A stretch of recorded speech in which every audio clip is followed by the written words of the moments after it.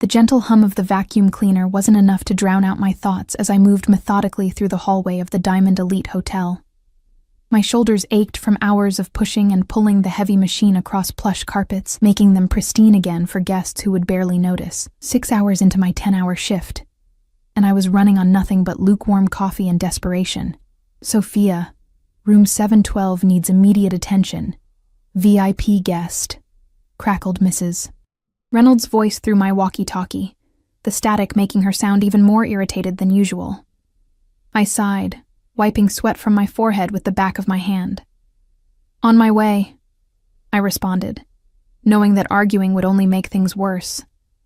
I needed this job, needed it desperately enough to swallow whatever pride I had left after 6 months of scrubbing toilets and changing sheets for people who couldn't even remember my name.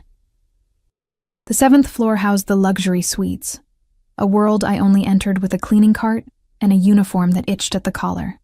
I pushed my cart toward room 712, fumbling with my master keycard while balancing a stack of fresh towels against my hip.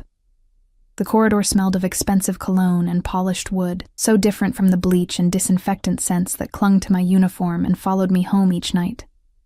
I knocked 3 times, my knuckles rapping against the mahogany door. "Housekeeping," I called out, waiting for the customary silence that meant I could enter.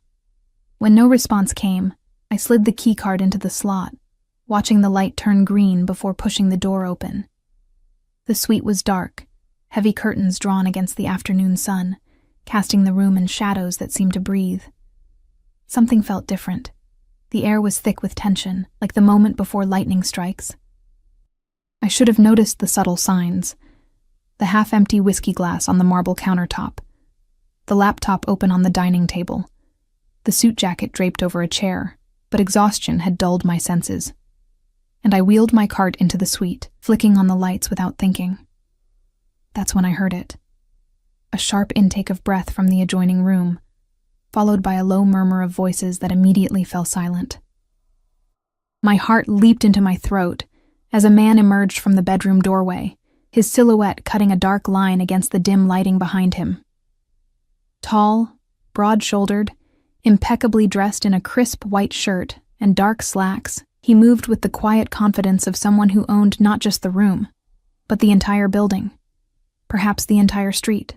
I'm so sorry, sir," I stammered, already backing toward the door, my hands trembling as they gripped the handle of my cart. I didn't realize the room was occupied. His face remained partially in shadow, but I could feel his eyes, dark, assessing, moving over me, taking in my uniform, my face, the tremor in my hands. The silence stretched between us until I thought I might scream just to break it. Then he spoke, his voice surprisingly soft, with an accent I couldn't quite place, Eastern European maybe, smooth around the edges but with a hardness underneath, like velvet over steel. "Enter and close the door," he said. The words not a request, but a command.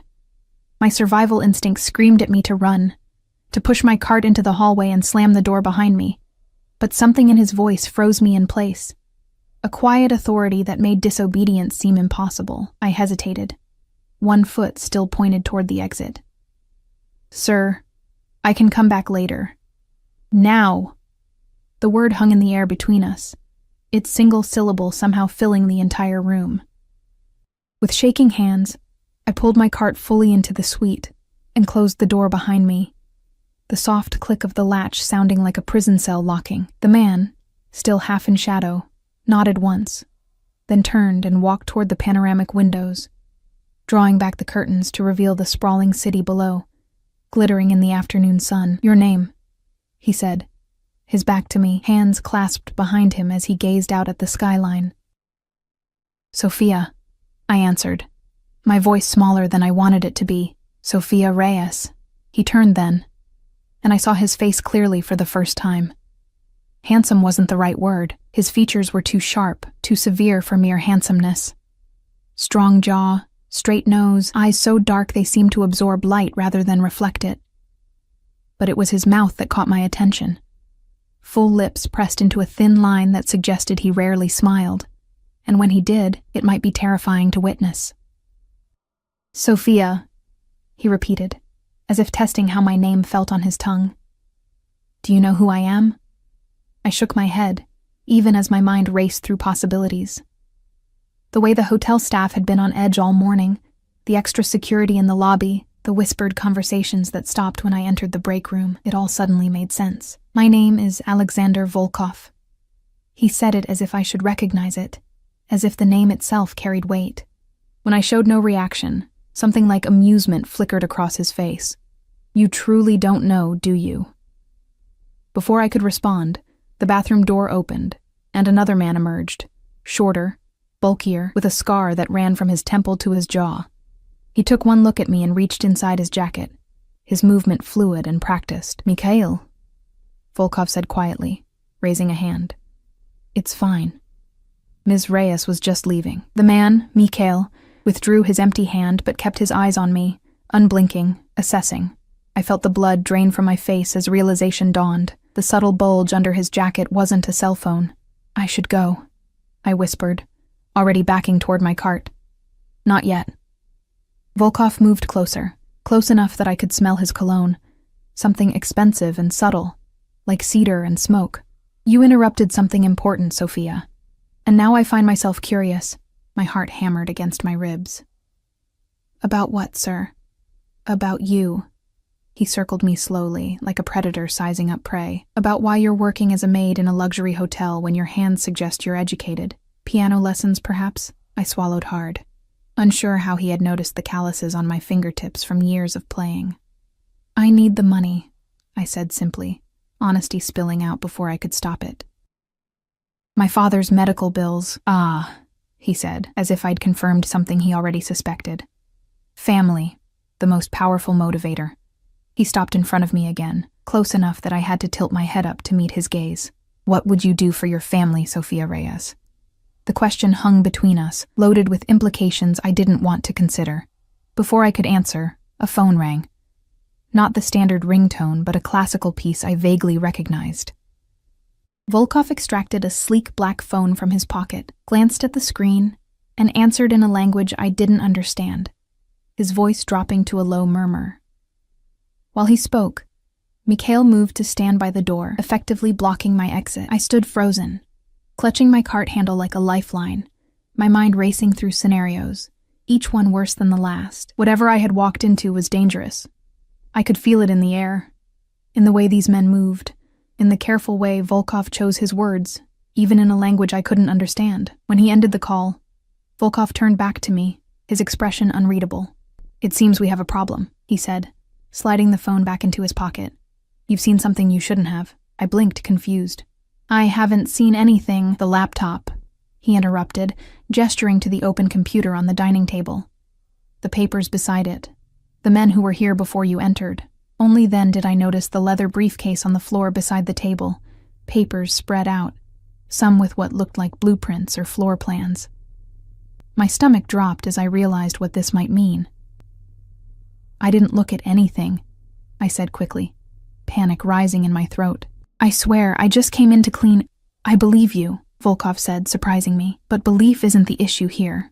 Security is." He studied me for a long moment, his dark eyes unreadable. "You have a choice to make, Sophia Reyes. A simple one, really."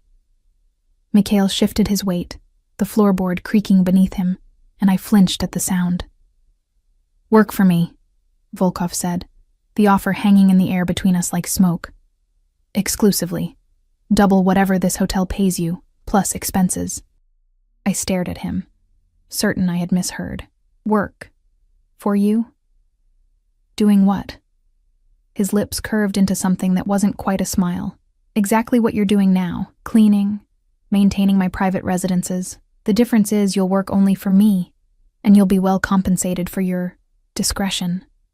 The implication was clear. Take the job or face consequences I didn't want to imagine. This wasn't a job offer. It was a beautifully wrapped threat. I have responsibilities here. A contract." "That will be handled," he said dismissively, as if contracts could be dissolved with a wave of his hand. Perhaps for him, they could be. A knock at the door made me jump. Mikhail opened it a crack, exchanged a few words with someone in the hallway, then closed it again, nodding to Volkov. Your manager is looking for you, Volkov said, amusement coloring his tone. Apparently you've been missing for 15 minutes. Poker.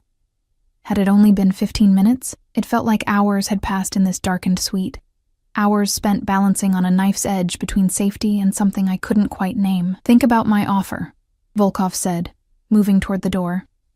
Mikhail will escort you downstairs to explain your absence. He reached into his pocket, extracted a business card, and held it out to me. Call this number with your answer by tomorrow morning. I took the card automatically, my fingers brushing against his. His skin was warm, the contact sending an unexpected shiver down my spine. Fear, I told myself. Just fear. And Sophia, he added, his voice dropping to a near whisper. Choose wisely. As Mikhail led me from the room, I clutched the business card in my palm, the embossed lettering pressing into my skin like a brand. I had entered that suite as Sophia Reyes, maid at the Diamond Elite Hotel. I was leaving as something else entirely. A woman with a dangerous secret, and a choice that wasn't really a choice at all. Outside the door, I took one last glance back. Alexander Volkov stood by the window again, his silhouette dark against the cityscape behind him. For a brief moment, our eyes met, and I saw something in his gaze that made my breath catch, a hunger that had nothing to do with power or business, and everything to do with me. The door closed between us, but I knew with absolute certainty that this was just the beginning. The walk to the service elevator felt like a death march, with Mikhail's hulking presence just inches behind me. His breathing was steady and controlled, a stark contrast to my own shallow gasps. My cleaning cart had been abandoned in Volkov's suite. Another problem to explain later. Ms. Reynolds looking for you, Mikhail said as we stepped into the elevator, his English choppy but understandable. It was the first time he'd spoken directly to me, and his voice was surprisingly gentle, despite his intimidating appearance. I nodded, unable to form words around the lump in my throat. The business card burned in my pocket, a physical reminder of the encounter I'd just survived, if survival was the right word for it. The elevator doors closed, sealing us in the small space together, and I pressed myself against the metal wall, trying to put as much distance between us as possible. Mr. Volkov is good employer, Mikhail said suddenly, his eyes fixed on the descending floor numbers. Better than hotel. I glanced at him, trying to read his scarred face. Was this a threat or genuine advice? I have bills to pay, I said finally. I can't afford to make enemies. The corner of his mouth twitched, almost a smile. This why you should say yes. Mr. Volkov takes care of his people. The elevator reached the ground floor, the doors sliding open to reveal the bustling staff area. Mrs. Reynolds stood there, arms crossed over her chest, foot tapping an impatient rhythm against the polished floor. Sophia Reyes, where on earth have you? Her words died in her throat as she noticed Mikhail stepping out behind me. Her eyes widened, flicking between us nervously. Mikhail handed her a folded note. From Mr. Volkov, Sophia help with special request, not her fault. Mrs. Reynolds unfolded the note, her expression shifting from anger to something close to fear as she read. I see, she said, her voice suddenly deferential. That's perfectly fine then. Thank you for escorting her down. Mikhail nodded once, then turned to me. Remember, tomorrow morning. With that, he walked away, his broad shoulders parting the crowd of hotel staff who had gathered to witness my presumed downfall. Well, Mrs. Reynolds said, tucking the note into her pocket, it seems you've caught Mr. Volkov's attention. There was a question in her eyes, but she didn't voice it. I was just cleaning, I said weakly. He needed something. She raised an eyebrow but didn't press further. Your cart is still upstairs. Go retrieve it and finish your shift. Room 7112 is now marked as Do Not Disturb. I nodded, relieved to escape further questioning. As I turned to go, Mrs. Reynolds caught my arm, her fingers digging into my skin. Be careful, Sophia, she whispered. Mr. Volkov isn't just any guest. Who is he? I asked, seizing the opportunity to understand what I'd walked into. She released my arm, glancing around to ensure no one was listening. Someone you don't want to owe anything to, she said simply, then walked away, her heels clicking against the marble floor like a metronome counting down seconds I suddenly felt I didn't have. The rest of my shift passed in a blur. I retrieved my cart from outside Volkov's suite. Someone had moved it into the hallway, and went through the motions of cleaning rooms, changing sheets, and restocking amenities. But my mind remained in that darkened suite, replaying every second of my encounter with Alexander Volkov. By the time I clocked out at 9 p.m., exhaustion had settled deep in my bones. I changed out of my uniform in the staff locker room, pulling on worn jeans and a faded sweater that had once belonged to my mother. The contrast between my world and Volkov's couldn't have been more stark. The night air was cold against my face as I stepped outside, pulling my thin jacket tighter around my shoulders. The bus stop was 3 blocks away, and I walked quickly, keeping my head down and my hand wrapped around the pepper spray in my pocket, a habit formed after too many late-night shifts in a city that never truly slept. A black SUV with tinted windows idled at the curb near the employee exit. I quickened my pace, a tendril of fear curling in my stomach. The passenger window slid down smoothly as I passed. "Ms. Reyes," called a voice I didn't recognize. "Mr. Volkov sent me to drive you home." I stopped, turning slowly to face the vehicle. The driver was younger than I expected, with close-cropped hair and eyes that remained hidden behind dark sunglasses despite the late hour. "That's not necessary," I said, taking a step back. "I take the bus." "It's nearly 10 miles to your apartment," he replied, and the casual mention of where I lived sent ice through my veins. "The last bus leaves in 7 minutes. You won't make it." He was right, and we both knew it. If I missed that bus, it would mean an expensive taxi ride I couldn't afford, or a long walk through neighborhoods that became increasingly dangerous after dark. "How do you know where I live?" I asked. Though I already suspected the answer, the driver's expression remained impassive. "Mr. Volkov likes to know who he's dealing with." Of course he did. In the few hours since our encounter, he had learned not just my address, but apparently my entire transportation schedule. The message was clear. There was nowhere I could go that he couldn't find me. Against my better judgment, I slid into the back seat of the SUV, the leather cool and smooth beneath my thighs. The vehicle pulled away from the curb immediately, merging into the late-night traffic with practiced ease. "Does Mr. Volkov send cars for all his potential employees?" I asked, trying to keep my voice steady. The driver's eyes met mine in the rearview mirror. "Only the important ones." I turned to look out the window, watching as we passed through downtown, the glittering high-rises giving way to increasingly modest neighborhoods. We drove in silence after that, the only sound the soft classical music playing through the car's expensive sound system. 20 minutes later, we pulled up outside my apartment building. A once grand structure now showing its age in peeling paint and cracked concrete steps. I reached for the door handle, then paused. "Tell Mr. Volkov I'm still considering his offer," I said, surprised by my own boldness. The driver nodded once. "He'll be expecting your call tomorrow." I stepped out of the car, the cool night air a relief after the SUV's stifling interior. The vehicle remained at the curb, engine running, as I climbed the steps to the building's entrance.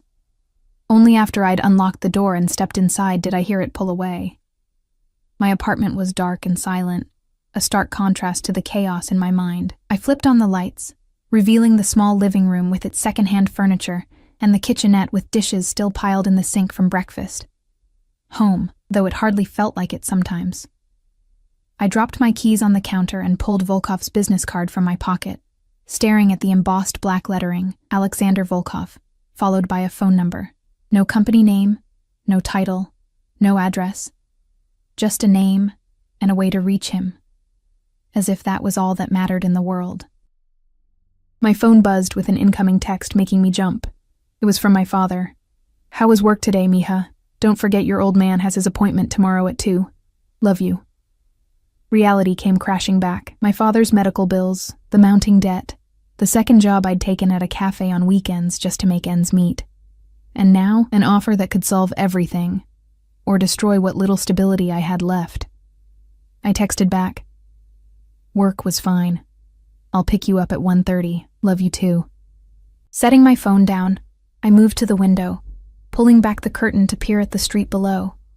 The black SUV was gone, but a sleek sedan had taken its place. A man sitting behind the wheel, his face illuminated by the glow of a cell phone, watching me, waiting for my decision. I let the curtain fall back into place and sank onto the edge of my bed, burying my face in my hands. What choice did I really have? Volkov had made it clear that refusing wasn't an option, not if I wanted to keep my life as it was. And yet, accepting meant stepping into a world I knew nothing about, working for a man whose very presence radiated danger. Sleep eluded me that night, my mind racing through possibilities, each scenario worse than the last. By the time dawn broke, painting my small room in shades of gray and gold, I had made my decision. I showered, dressed in my most professional outfit, a navy pencil skirt and white blouse I kept for interviews, and made coffee with hands that trembled slightly. The business card lay on my kitchen counter, the phone number memorized after hours of staring at it. At exactly 7 a.m., I picked up my phone and dialed. He answered on the second ring, his voice just as I remembered, smooth, accented, commanding. "Sophia, I've been waiting for your call." I took a deep breath, squaring my shoulders as if he could see me. "I accept your offer, Mr. Volkov, but I have conditions." A pause, then a low chuckle that sent shivers down my spine. "Conditions? You surprise me, Ms. Reyes. I need to keep my current schedule 3 days a week," I said, forcing confidence into my voice. "My father has medical appointments I can't miss, and I want everything in writing: salary, expectations, benefits." Another pause, longer this time. I held my breath, wondering if I'd pushed too far. "Your loyalty to your father is commendable," he said finally. 4 days a week you work exclusively for me. The other 3 you're free to attend to your family obligations. As for the contract, Mikhail will deliver it today. Is that acceptable? I closed my eyes, relief washing over me. "Yes." "Good. A car will pick you up tomorrow morning at 8 a.m. Pack enough for a week away." My eyes flew open. "A week? But you said—" "I said you could keep your schedule 3 days a week. I didn't specify which days." His tone was final, brooking no argument. "The first week is training, at my estate upstate. Your father's appointments will be rescheduled." "How can you possibly—" "It's been handled, Sophia. Dr. Kessler has agreed to see your father next week instead. His calendar has been adjusted." The mention of my father's specialist, a doctor whose waiting list stretched months, rendered me speechless.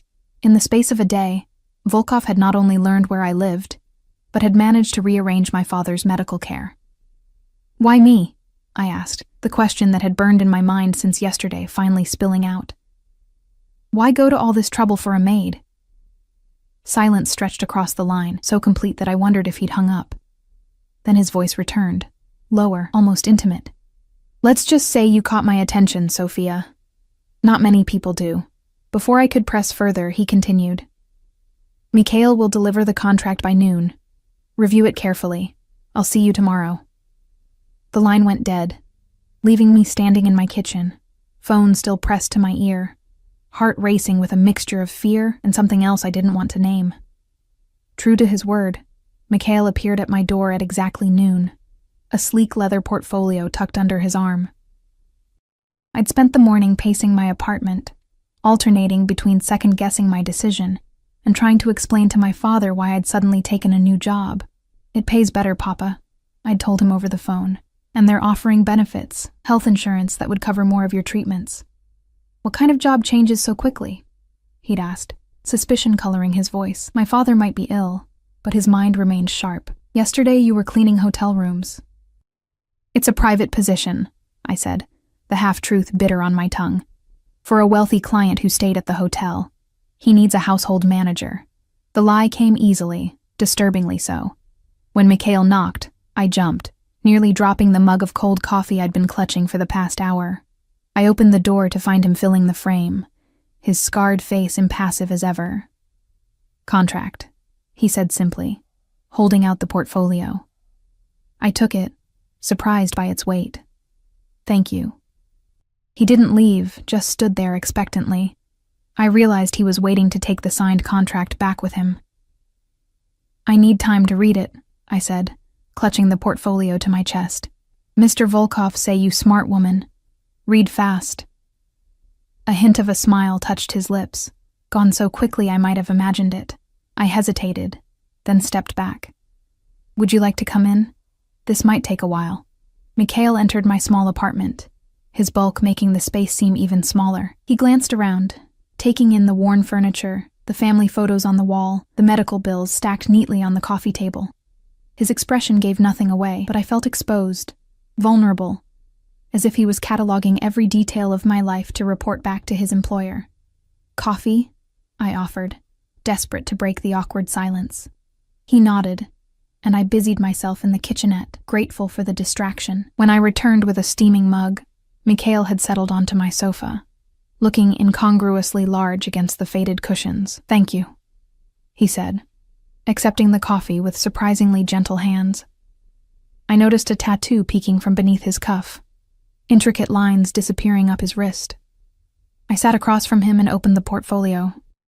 Inside was a contract, professionally drawn up, outlining the terms of my employment with Alexander Volkov personally. Not a company or organization, just him. The salary made me gasp, 3 times what I currently made, plus housing, transportation, and comprehensive health insurance that would cover not just me but my father as well. My eyes caught on a clause midway through the document. Employee agrees to absolute discretion regarding all matters related to employer's business, personal affairs, associates and activities, during and after the term of employment. Breach of confidentiality will result in immediate termination and legal consequences. Legal consequences. The words seemed to pulse on the page, their meaning clear despite the formal language. I flipped through the remaining pages, noting clauses about international travel, flexible hours, and a non-disclosure agreement that spanned 5 pages alone. Whatever Volkov was involved in, he was serious about keeping it private. "This is comprehensive," I said finally, looking up to find Mikhail watching me intently. "Mr. Volkov protect his interests," he replied with a shrug. "And his people." "And which am I?" I asked. "An interest or one of his people?" Mikhail's expression softened slightly. "Depends on you." I took a deep breath and signed the contract, my signature looking small and insignificant next to the dense legal text. As I handed the portfolio back to Mikhail, I couldn't shake the feeling that I'd just signed away more than my time. He tucked the portfolio under his arm and stood. "Car comes at 8 tomorrow. Pack light but nice. Mr. Volkov has good guests." "What does that mean?" I asked, following him to the door. Mikhail paused, hand on the doorknob. "Means you not just cleaning anymore." He studied me for a moment, then added, "Be careful, Sophia Reyes. Mr. Volkov sees something in you. Is good, but dangerous too." With that cryptic warning he left, the door closing behind him with a finality that echoed in my chest. I spent the rest of the day in a state of anxious anticipation, packing and repacking a small suitcase with the nicest clothes I owned, pitifully inadequate for whatever awaited me at Volkov's estate. I called my father again, assuring him that everything was fine, that this was a good opportunity, that I would call him every day while I was away. "I don't like this, Sophia," he said, his voice weak over the phone. "Sudden jobs with strange rich men. It sounds like trouble." "It's just housekeeping, Papa," I lied. "Just for a better salary. Promise me you'll be careful," he insisted. "Your mother would never forgive me if I let anything happen to you." The mention of my mother, gone 3 years now, after a brief, brutal battle with cancer, sent a pang through my heart. "I promise," I whispered. That night, I barely slept, my dreams filled with dark hotel suites and shadowy figures. I woke at dawn, exhausted but too wired to go back to sleep. I showered, dressed in my most professional outfit again, this time paired with practical shoes I could work in, and waited, my packed bag by the door. At exactly 8 a.m., my phone buzzed with a text, downstairs. The same black SUV from 2 nights ago idled at the curb, the same driver at the wheel. He took my bag without a word, placing it in the trunk while I slid into the back seat. This time, I wasn't alone. Alexander Volkov sat on the opposite side, his dark suit impeccable, his attention focused on the tablet in his hands.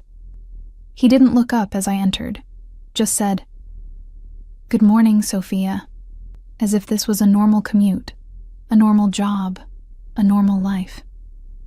"Good morning, Mr. Volkov," I replied, my voice steadier than I felt. He looked up then, his dark eyes assessing me in a single sweep. "You'll find appropriate attire at the estate," he said, apparently finding my outfit lacking.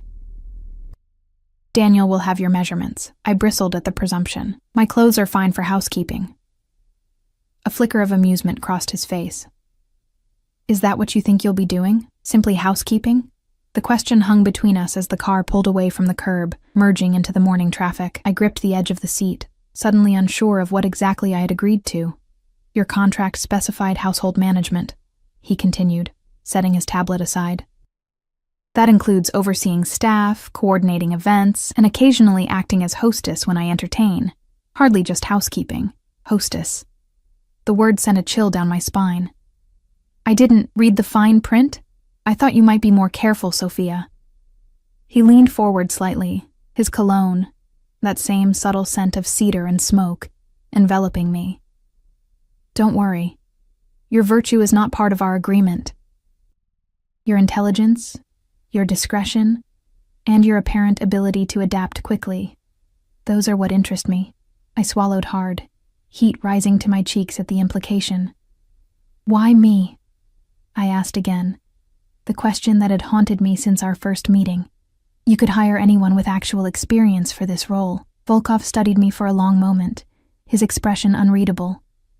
Then he reached into his jacket and withdrew a photograph, handing it to me without a word. It was a picture of me, much younger, perhaps 18 or 19, seated at a piano on a stage, my face alight with passion, as my fingers pressed the keys. My last recital before my mother's diagnosis, before college plans were abandoned for hospital rooms and mounting bills. "How did you get this?" I whispered, staring at the ghost of who I once was. "I make it my business to know people," he said simply. "You had a scholarship to Juilliard. Full ride. You declined it to care for your mother and later your father." I looked up, meeting his gaze. "You investigated me. Thoroughly." He took the photo back, tucking it into his jacket. "You sacrifice everything for family, Sophia. That kind of loyalty is rare and valuable." The car had left the city behind, tall buildings giving way to suburbs and then to rolling countryside. We traveled in silence after that, the implications of his words settling over me like a weight. He hadn't chosen me randomly. He had selected me specifically, researched my past, my family, my abandoned dreams. The realization was both terrifying and, in some strange way, flattering. Hours later, the SUV turned off the main highway onto a private road, winding through dense forest before emerging at a massive iron gate. A security guard stepped forward, nodded at the driver, and the gate swung open silently. The estate that came into view stole my breath.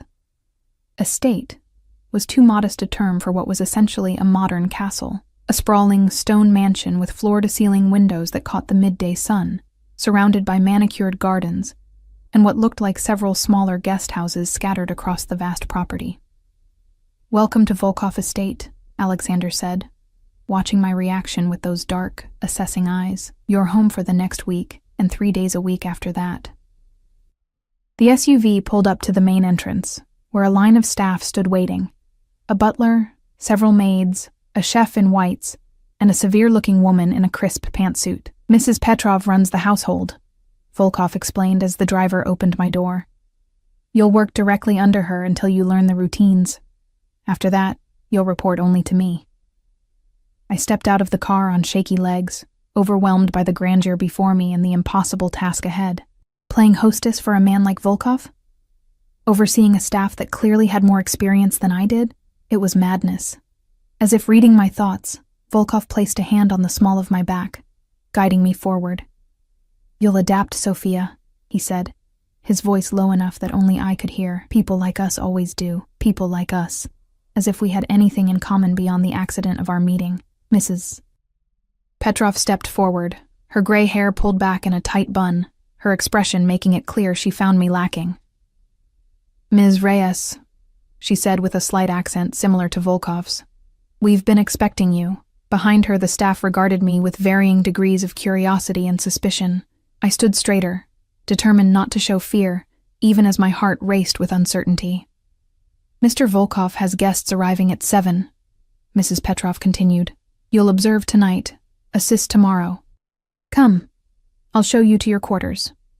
My quarters turned out to be a suite larger than my entire apartment, with a bedroom, sitting area, and private bathroom complete with a marble-soaking tub.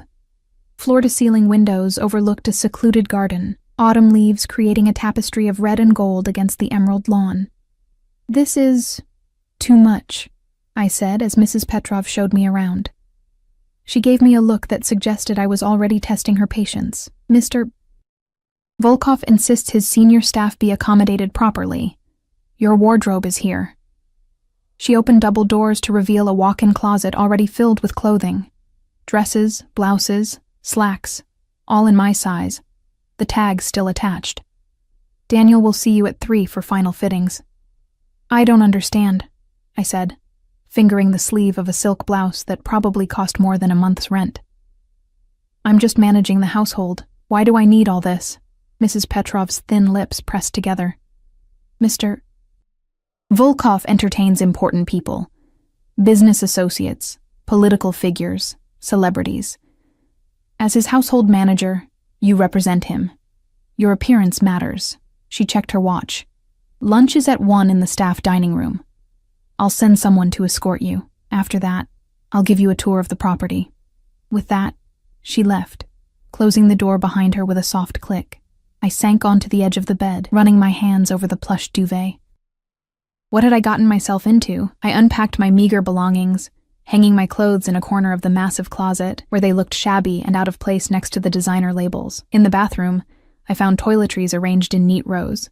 Expensive brands I'd only seen in magazines. Everything spoke of wealth, of a world so far removed from my own that it might as well have been another planet. At 1 o'clock precisely, a knock came at my door. A young woman stood there, perhaps a few years younger than me, with honey blonde hair and a friendly smile.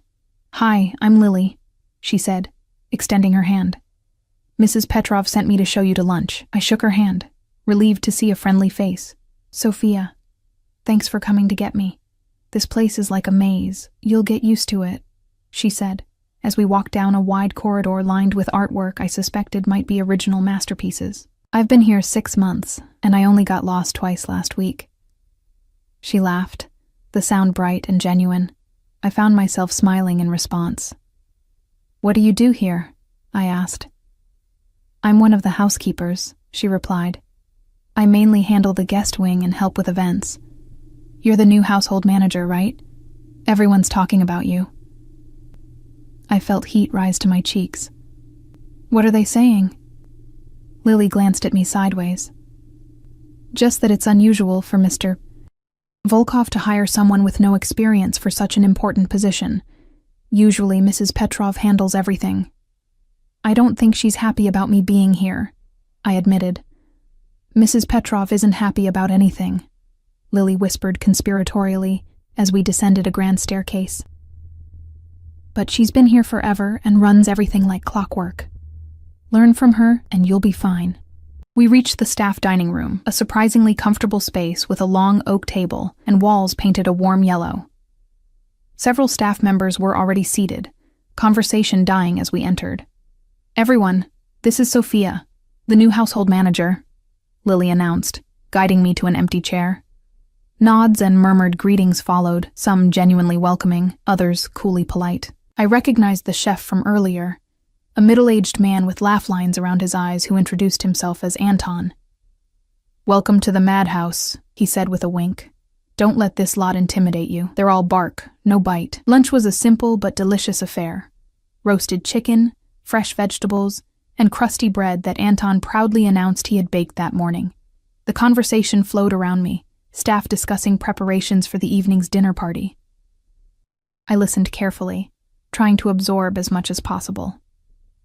8 guests, said a stern-looking woman I learned was the head housekeeper. Mr. Sullivan from the investment firm, Senator and Mrs. Wilson, the Italian ambassador and his wife, Mr. Chen from the tech company, and the Romanovs. "The Romanovs are coming?" Lily asked, her voice dropping to a near whisper. "Both of them?" The head housekeeper nodded grimly. "Mr. Volkov specifically requested the blue guest room be prepared for them." Something in their exchange suggested these particular guests were significant, but before I could ask, Mrs. Petrov entered the room, and all conversation ceased immediately.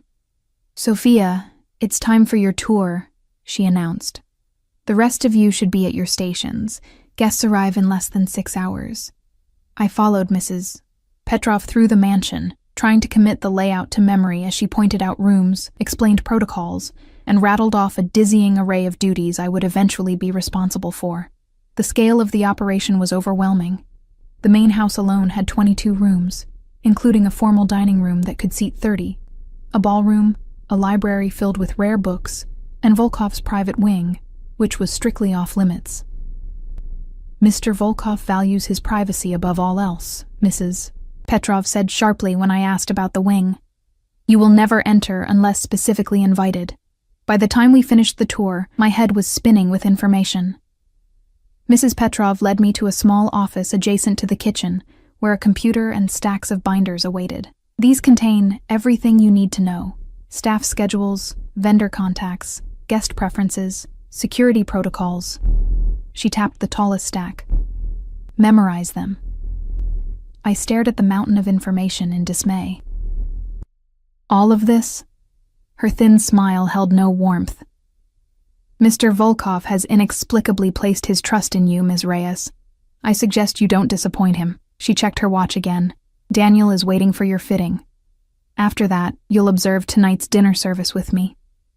Daniel turned out to be a rail-thin man, with impeccable taste and nimble fingers that pinned and adjusted clothing with lightning speed. He tutted over me like a disappointed parent. "Such potential, wasted on poor posture," he muttered, circling me as I stood awkwardly in a midnight blue sheath dress. "Shoulders back, chin up. You're representing Alexander Volkov now." After an hour of fittings and impromptu posture lessons, I was released to my suite to prepare for the evening. I showered and dressed in the blue dress Daniel had selected, paired with modest heels that I could actually walk in. The woman who looked back at me from the mirror was a stranger, polished, elegant, a far cry from the hotel maid of just days ago. At precisely 6 o'clock, Mrs. Petrov knocked on my door, giving me a critical once-over before nodding curtly. "Acceptable. Come, the staff is assembling for final instructions." Downstairs, the transformation was complete. The already immaculate house now gleamed with additional polish. Fresh flowers adorned every surface, and staff dressed in formal uniforms stood at attention. Mrs. Petrov ran through the evening's timeline with military precision, assigning tasks and emphasizing the importance of discretion. "Remember, what you see and hear tonight stays within these walls," she concluded, her gaze lingering on me. "Mr. Volkov's guests value their privacy as much as he values his." At 6:45, Alexander Volkov emerged from his private wing, and my breath caught in my throat. He'd been imposing in a business suit, but in formal evening wear, a perfectly tailored tuxedo that emphasized his broad shoulders and lean frame. He was devastating. His dark hair was slicked back, accentuating the sharp angles of his face, and his eyes, when they found mine across the foyer, seemed to burn with some unnamed intensity. He crossed to where I stood slightly apart from the other staff, Mrs. Petrov hovering nearby. "Sophia," he said, his voice a low rumble that seemed to vibrate through me. "The dress suits you." "Thank you, Mr. Volkov," I replied, fighting to keep my voice steady. "Daniel has excellent taste." The corner of his mouth lifted in what might almost be a smile. "Indeed. Tonight you'll observe. Tomorrow you'll participate. Pay attention to the Romanovs in particular. They're important business partners." Before I could ask what kind of business, the sound of vehicles on the gravel driveway signaled the arrival of the first guests. Volkov moved to the entrance, and I took my place beside Mrs. Petrov, trying to ignore the speculative glances from the other staff. What followed was a masterclass in power, politics, and the subtle art of influence. I watched as Volkov greeted each guest with perfectly calibrated warmth, effusive with the senator, respectful with the ambassador, coolly professional with the businessman. But it was his interaction with the Romanovs that caught my attention. Dmitry Romanov was older than I expected, perhaps in his 60s, with steel-gray hair and a face that might have been handsome before time, and what looked like hard living had carved deep lines into it. His wife Irina was decades younger, closer to my age than his, with the kind of cold beauty that belonged on magazine covers. The moment they entered, the atmosphere in the room shifted. Volkov's greeting was formal, almost stiff, though his words were welcoming enough. Dmitry's response was equally reserved, while Irina's eyes swept the room with calculated disinterest until they landed on me. Her perfect eyebrows rose slightly, and she whispered something to her husband that made him glance in my direction. Throughout dinner, which I observed from the periphery under Mrs. Petrov's watchful eye, I noticed the tension between Volkov and the Romanovs. It wasn't overt, nothing so crass as raised voices or pointed remarks, but it was there in the careful way they spoke to each other, in the way Volkov's jaw tightened whenever Dmitry spoke, in the lingering looks Irina cast in Volkov's direction when her husband's attention was elsewhere. "Political allies?" I whispered to Mrs. Petrov as we watched the dinner service from the doorway. Her expression remained impassive. "Complicated," she replied, which told me nothing and everything at once. After dinner, the party moved to the library for drinks. I followed at a discreet distance, maintaining the careful invisibility of good service while absorbing everything. The conversation flowed from business to politics to art, Volkov steering topics with subtle skill. I began to understand why he needed someone like me, someone who could observe, remember, and recognize the undercurrents that ran beneath the polite conversation. As the evening wore on, I noticed Dmitry Romanov becoming increasingly inebriated, his voice growing louder, his gestures more expansive. Irina watched him with thinly veiled disgust, while Volkov remained perfectly composed, though I caught the slight tightening around his eyes that suggested his patience was wearing thin. Shortly after midnight, Volkov caught my eye and tilted his head slightly toward the door, a silent command to follow. I slipped away from Mrs. Petrov and met him in the hallway. "The Romanovs will stay the night," he said, without preamble. "Dmitry is in no condition to travel. Make sure their suite is prepared, and arrange for a car tomorrow afternoon." I nodded, mentally reviewing what I'd learned about the blue guest room. "Is there anything specific they require?" Volkov's expression was unreadable. "Irina prefers orchids. White. Make sure there are fresh ones in their room." He hesitated, then added, "And Sophia, have Mikhail stationed in the hallway outside their suite tonight, as a precaution." "A precaution against what?" I asked before I could stop myself. His eyes met mine, dark and suddenly cold. "Curiosity can be dangerous in this household, Sophia. Remember that." He returned to his guests, leaving me with more questions than answers, and the distinct impression that I had just been warned away from a truth I wasn't ready to face. The next morning dawned gray and misty, rain pattering against my windows like nervous fingers. I'd slept fitfully, dreams filled with cold-eyed women and cryptic warnings.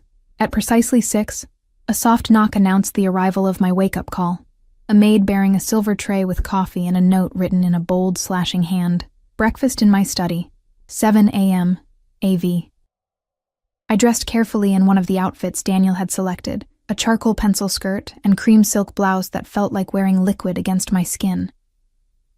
As I made my way through the quiet mansion, I noticed Mikhail standing outside the blue guest room, his posture alert despite having been there all night. He nodded once as I passed, a gesture that felt almost like respect. Volkov's study was located at the far end of his private wing, a space I'd been expressly forbidden to enter without invitation.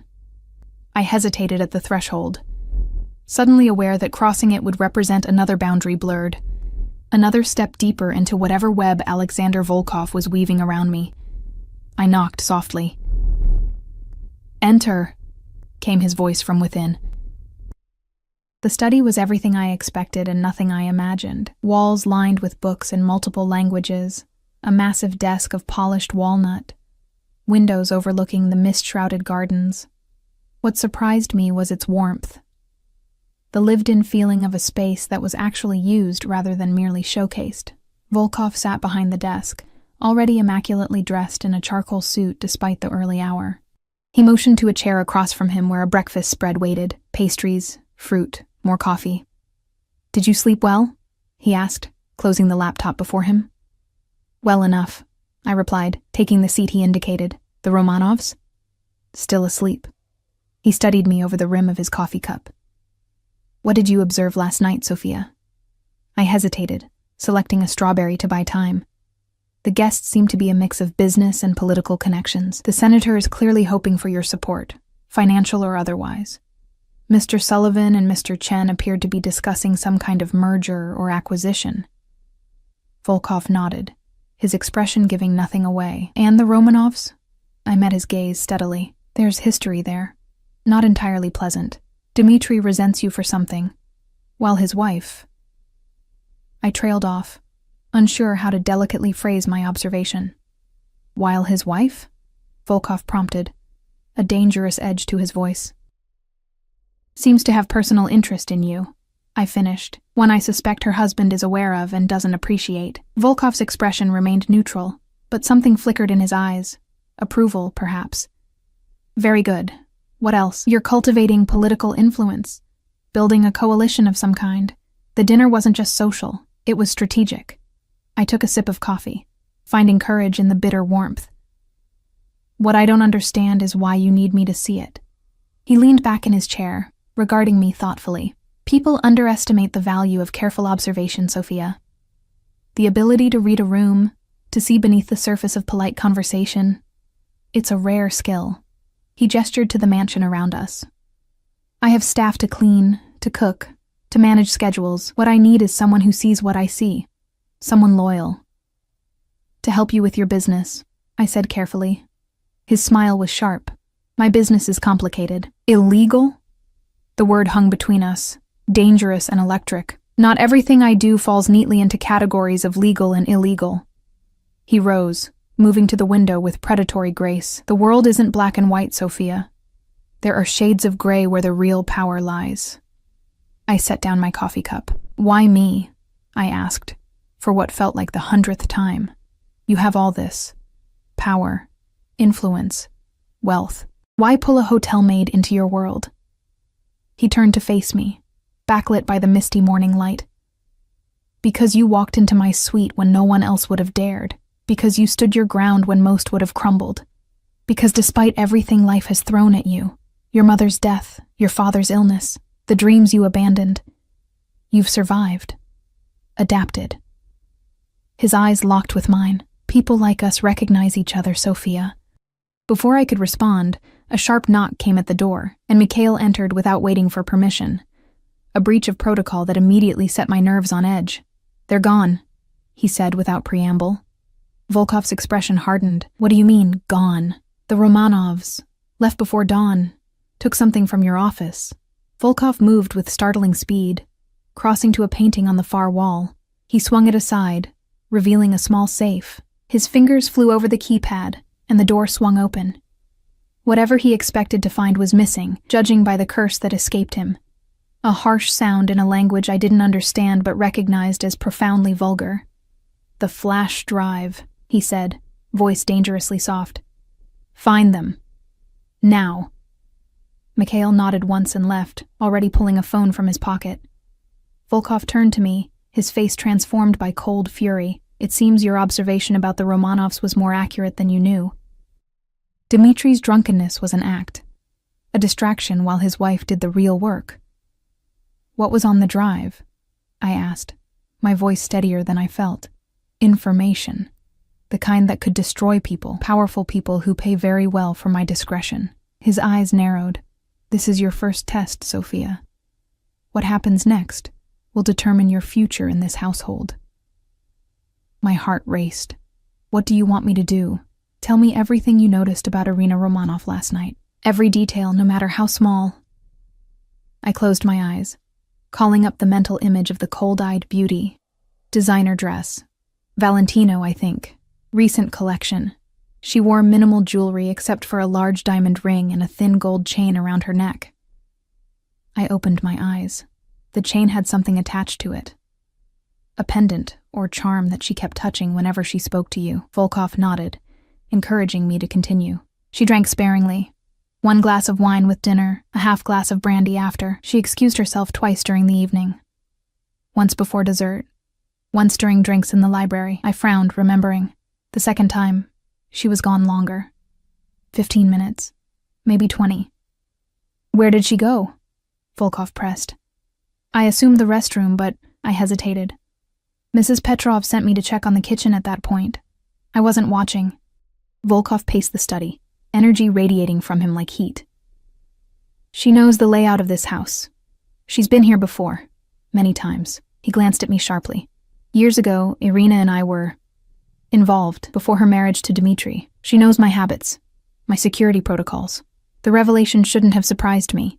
Yet I felt an unexpected twist of something that felt dangerously like jealousy. I pushed it aside. Your office. Would she know how to access it? Possibly. He moved to his desk, pressed a button underneath. A panel in the bookshelf slid aside, revealing monitors displaying security feeds from throughout the property. Let's find out.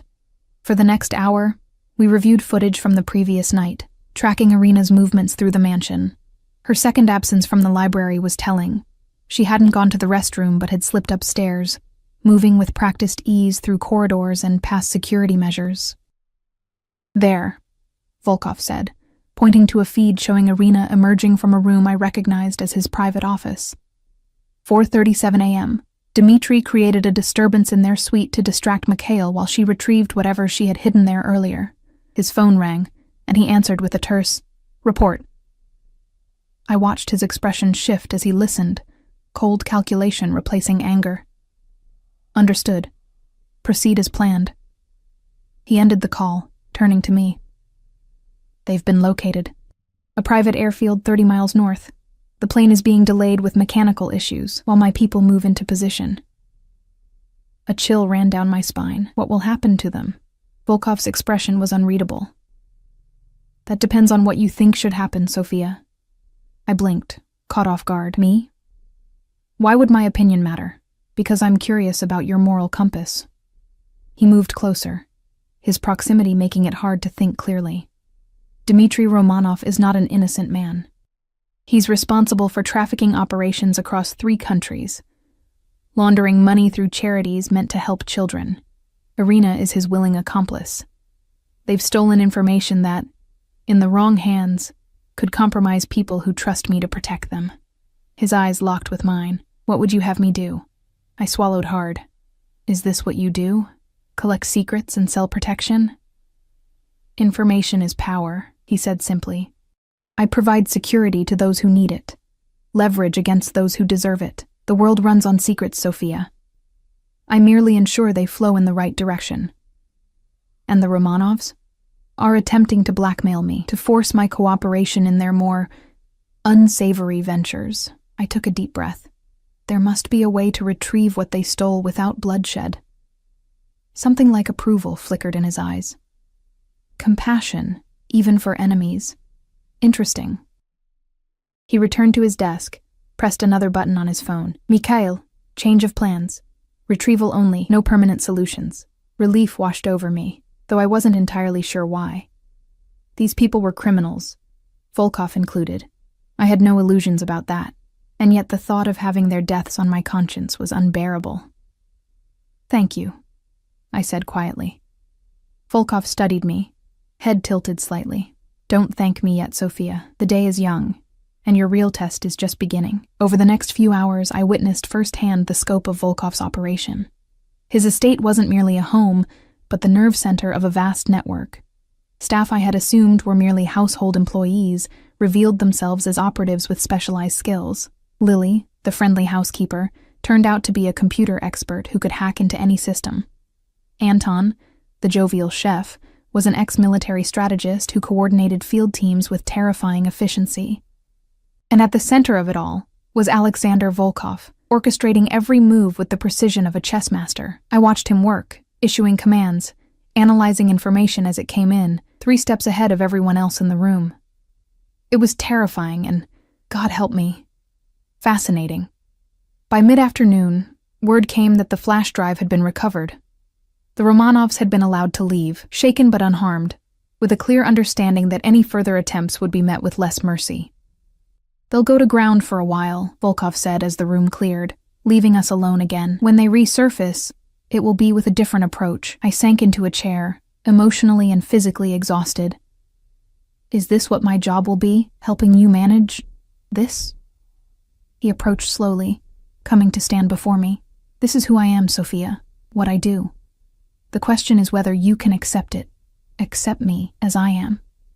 I looked up at him, this dangerous man who had pulled me into his world.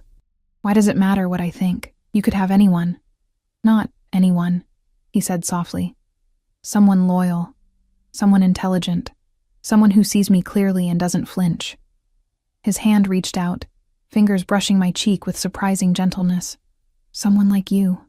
The touch sent electricity through me, a current of awareness that had been building since that first moment in the hotel suite.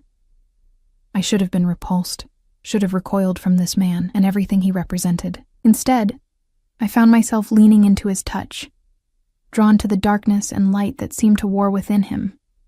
I don't know if I can be what you need, I whispered. His smile was soft, genuine in a way I hadn't seen before. You already are, he said. The question is whether I can be what you deserve. In that moment, looking up at Alexander Volkov, I realized I had crossed a line from which there was no return. I had glimpsed his world, the power, the danger, the complex morality that governed it, and some part of me wanted to understand it better, to understand him. I'm staying, I said, the decision crystallizing as I spoke it, not because I have no choice, but because I choose to. But I have conditions. His eyebrow raised slightly. More conditions? My father's care continues, regardless of what happens between us. You never ask me to compromise my core values.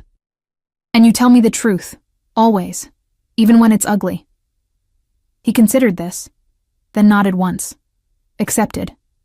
And in return? Loyalty, I said simply. For as long as you earn it. Alexander extended his hand to me, and I took it, allowing him to pull me to my feet. We stood face to face, a new understanding between us, not quite trust, not yet, but the foundation for it. Whatever came next, whatever this dangerous dance between us became, I would face it with open eyes. Welcome to my world, Sophia Reyes, he said softly. And despite everything, despite the danger and the moral ambiguity and the uncertain future that stretched before us, I smiled. For the first time in years, I felt fully alive, standing at the edge of something both terrifying and exhilarating. Thank you, Alexander, I replied, using his first name deliberately, claiming this small power for myself. I think I might belong here after all.